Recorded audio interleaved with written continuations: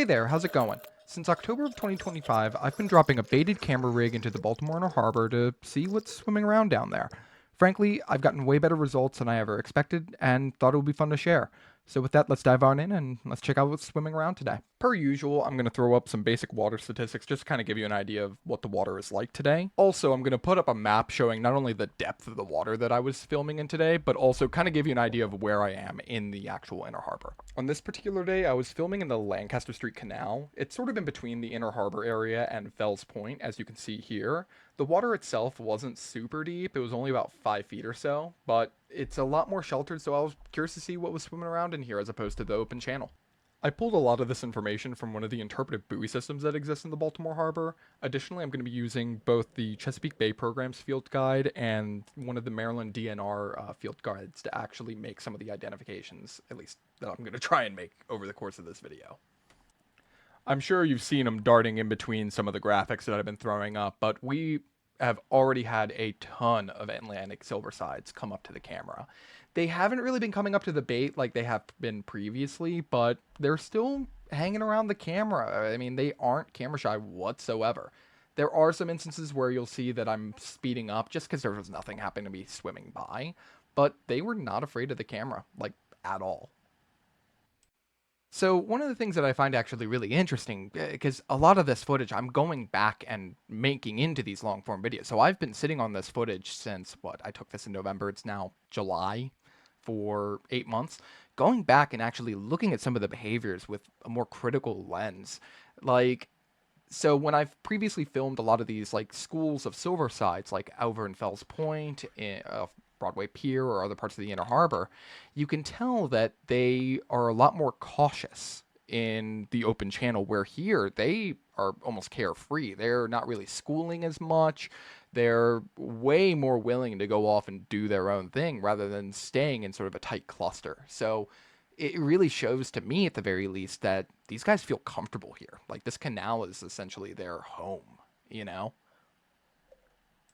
Something else that I find pretty interesting looking back is that, so like, when I was filming off of the Fells Point waterfront, the silversides were really going at the bait that I happen to be using. And at the time, I was using just like store-bought, like fillets of fish, very expensive. And I was a little bit worried about sort of introducing stuff, so I started buying whole locally caught fish. And interestingly, they don't really go after the whole fish nearly as much. Now, other things do. They definitely do. But the silver sides here, like, they'll peck at it every now and then, but they really are just more interested in kind of just looking at all of the other stuff that's around, you know? And I don't know, I might have to go and do some testing, really, and just see what is the most effective bait, because I don't know, I haven't thought about it nearly as much as I really should have, you know? But I don't know, it'll be something interesting to look back on. I wanted to mention as well that this is actually the video that I have been most excited to make. So this particular recording session, even though it was only about 35 minutes long, this is the recording session that basically made me realize that this worked. Like, really well, actually. Like, by the time I recorded this particular video, I had already gotten some pretty good results. Like, I had seen some bigger fish, lots of smaller fish. There were also a couple of duds where, quite frankly, I sat on the side of a pier and filmed for an hour or two and didn't see anything. Even when a recording session kind of turns out to be a dud, where literally I don't see anything swimming around down there, I still keep the footage. It sounds insane, I know, but my mentality at this point is that it kind of becomes B-reel, and quite frankly, going back through some of this stuff that I did not see originally, I'm starting to see now. So who knows, maybe some of those dud videos will actually turn out to be quite good in their own right. Just, I have to go back through them, you know? Since it's going to be relevant in about 30 seconds or so, so this is actually the second iteration of the dive rig that I've been using. Originally, it was just a couple of PVC pipes, basically zip tied to a 5-pound weight. With this iteration, I actually went and built a proper frame with 4 specific legs. It actually has some pretty solid attachment points to attach different cameras, lights, all that good stuff. So, with that, you are about to see some of my absolute favorite footage that I have ever collected. I'll throw up a red circle so you kind of get an idea of where to be looking, but this genuinely blew me away when I went back to look at the footage originally.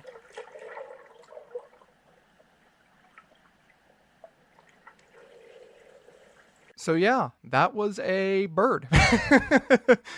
So specifically, that's a bird called a double-crested cormorant. I'm going to throw up some information from the Chesapeake Parade program just to kind of give you an idea of what they are. So these are a species of diving bird that I got on film chasing some of the minnows. So this is actually where that new iteration of the rig kind of comes into play. I was experimenting with putting multiple cameras on, so I got a second angle of this cormorant going after the minnows. As I'm sure you can imagine, it took a very long time for anything to even remotely want to come back to where I was filming. So, like, I did see the cormorant swimming around, essentially, like, because when I do these videos, I sit on the side of the pier, the water, wherever I happen to be filming, and just wait for the camera to finish recording. And, like, I saw the bird going sort of up and down the water. Like, I could see that it was chasing the minnows. I just had no idea that, one, I got it on camera, or two, that it would come out nearly as clear as it ended up doing, you know? Like, this was just one of the coolest things to be able to go back and actually see, you know? And hey, you're seeing it now. So after the cormorant made its appearance, you can see almost a little bit of a behavioral change with a lot of the silversides. You can see them schooling up a lot more. You don't really see them swimming alone as much. And we're actually about to see our second example of a larger predator swimming on by. So in the background, you should be able to see just the outline of some kind of shad, probably a gizzard shad based off of some of the other fish that I've seen in other parts of the harbor. And again, I have another angle of it here. So you'll see the school of minnows go by again, and then you see this just large shadow swim right on by. So even though these minnows, they call this canal their home, they were somewhat comfortable. You can see that even in the shallows, even in these more protected canals, they still have to worry about stuff trying to eat them. It's one of the neater things that I think about when going through these recordings. It's not just that you're seeing the fish or you're seeing what's living down there. It's you're seeing how they interact with one another, you know? Like, a lot of these behaviors are completely obscured to us from the surface. We just can't see what's going on down here. So, I don't know. It's just something that I find very, very interesting.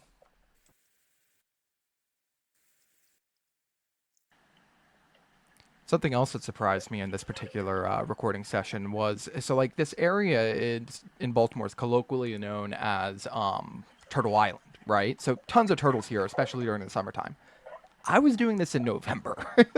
I was not expecting to see any turtles, but in a second, you're about to hear something making a pretty big racket.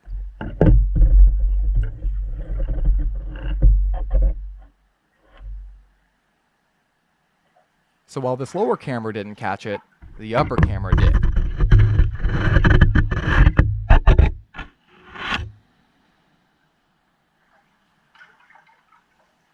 So yeah, there was a turtle swimming around. Just to preface this, so like even though I saw the cormorant swimming around, I saw zero turtles this day. It's like I was not expecting to go back through the footage to remotely see anything reptilian swimming around right now. You know, like there weren't any turtles sunbathing on like the little island that they have there for them. I didn't see a single turtle, let alone like expecting one to be swimming around like that. Maybe crawling around on the ground, especially with some of my more recent recordings. I've seen plenty crawling around like on the bottom here, but not swimming. Not in the beginning of November at all. So, I don't know. This is just a really good example of just I have no idea what to expect every time I look at some of these videos. I feel like I'm surprised every single time I go out and do these recordings.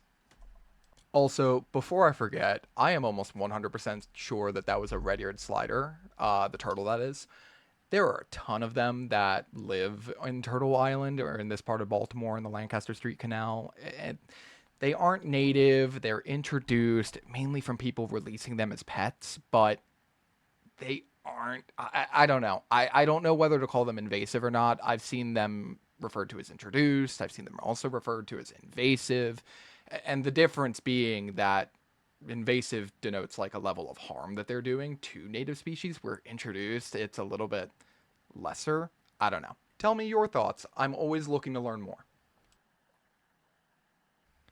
Something I do find pretty funny at this point is that the silversides here, they weren't nearly as terrified of the turtle as they were the cormorant.